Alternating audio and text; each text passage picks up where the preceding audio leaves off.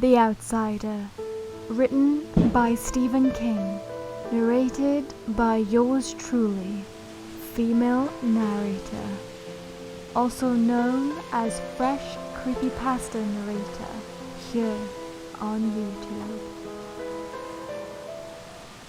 Chapter 1. The Arrest. July 14th. It was an unmarked car. Just some nondescript American sedan, a few years old. But the black wall tires and the 3 men inside gave it away for what it was. The 2 in front were wearing blue uniforms. The 1 in back was wearing a suit, and he was as big as a house. A pair of black boys standing on the sidewalk, one with a foot on a scuffed orange skateboard, the other with a lime-colored board under his arm, watched it turn into the parking lot of Estelle Barger Recreational Park, then looked at each other. One said, "That's 5-0. The other said, "No shit." They headed off with no further conversation, pumping their boards. The rule was simple. When 5-0 shows up, it's time to go. Black Lives Matter, their parents had instructed them, but not always for 5-0.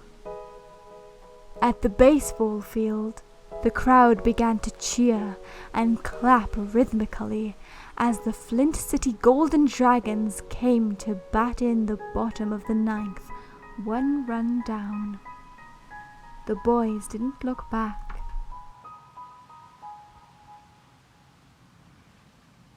Part 2. Statement of Mr. Jonathan Ritz, July 10th, 9:30 p.m. Interviewed by Detective Ralph Anderson. Ralph Anderson. I know you're upset, Mr. Ritz. It's understandable. But I need to know exactly what you saw earlier this evening. I'll never get it out of my head. Never! I think I could use a pill. Maybe a Valium. I've never taken any of that stuff. But I sure could use something right now. My heart still feels like it's in my throat. Your forensic people should know that if they find puke at the scene, and I guess they will, it's mine. I'm not ashamed either. Anyone would have lost their supper if they saw something like that. I'm sure a doctor will prescribe something to calm you down once we're done. Yes, of course. Just tell me everything you saw, and we'll be finished for this evening. Can you do that for me, sir? All right. I went out for a walk with Dave, right around 6 o'clock this evening. Dave is our beagle. He has his evening meal at 5. My wife and I eat at 5:30. By 6, Dave is ready to take care of his business. Number 1 and number 2, I mean. I walk him while Sandy, my wife, does up the dishes. A fair division of labor is very important in a marriage, especially after the children have grown up. That's the way I look at it. I'm rambling, aren't I? That's okay, Mr. Ritz. Tell it your way. Oh, please. Call me John. I can't stand Mr. Ritz. Makes me feel like a cracker. That's what the kids called me when I was in school. Ritz cracker. Uh-huh. So you were walking your dog? That's right. And when he got a strong scent, this scent of death, I suppose, I had to hold him back on his leash with both hands. Even though Dave's just a little dog, he wanted to get at what he was smelling. Wait. Let's go back. You left your house at 249 Mulberry Avenue at 6 o'clock? It might have been a little before. Dave and I walked down the hill to Gerald's. That's the grocery store on the corner where they sell all that gourmet stuff. and up Barnum Street, and then into Figures Park. That's the one the kids call Frig Us Park.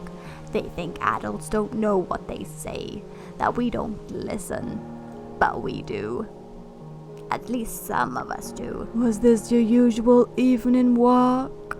Oh, sometimes we change it up a little so we don't get bored, but the park is where we almost always end up before heading home, because there's always lots for Dave to smell. There's a parking lot, but at that time of evening, it's almost always empty, unless there are some high school kids playing tennis.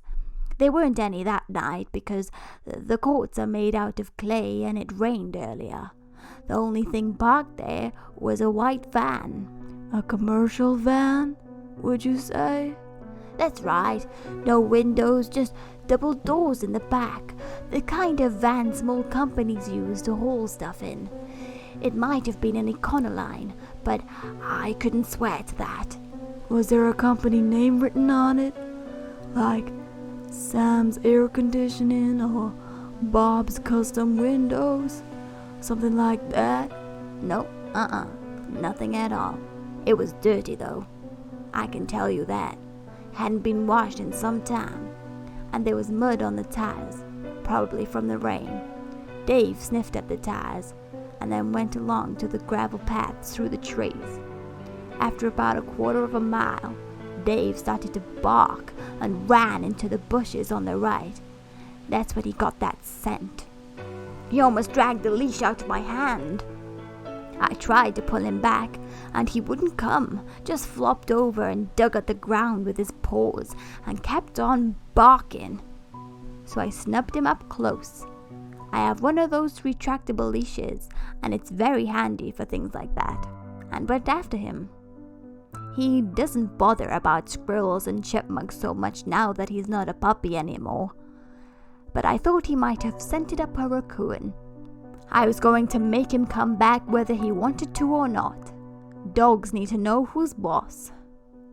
Only that was when I saw the first few drops of blood. They were on the birch leaf about chest high to me, which would make it, I guess, 5 feet or so off the ground. There was another drop on another leaf a little further on, and a whole splash of it on some bushes further on still red and wet.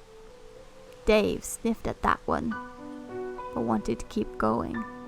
And listen, before I forget, right about then I heard an engine start up behind me.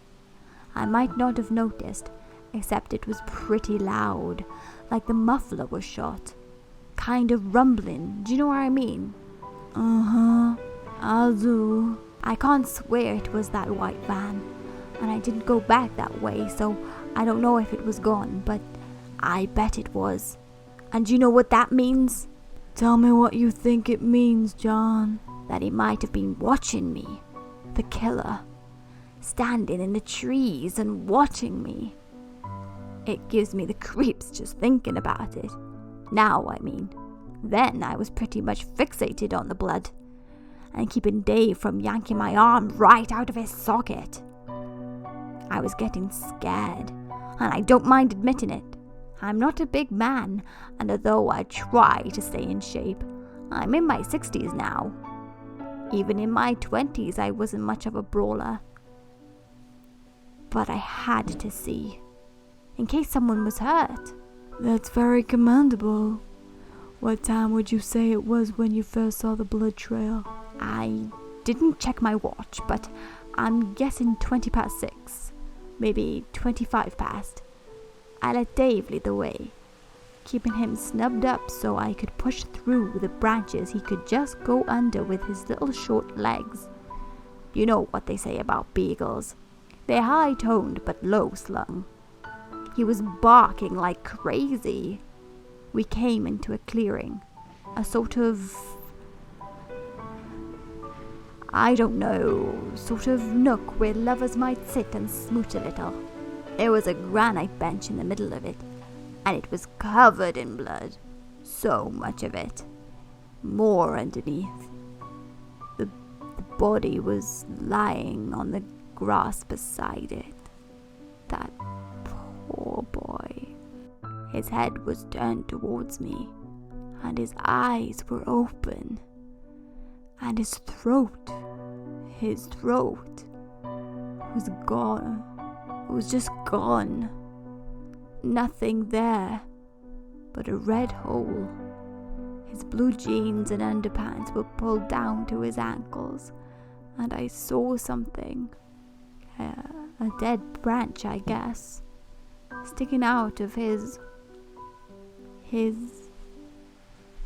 well, you know. I do, but I need you to say it for the record, Mr. Ritz.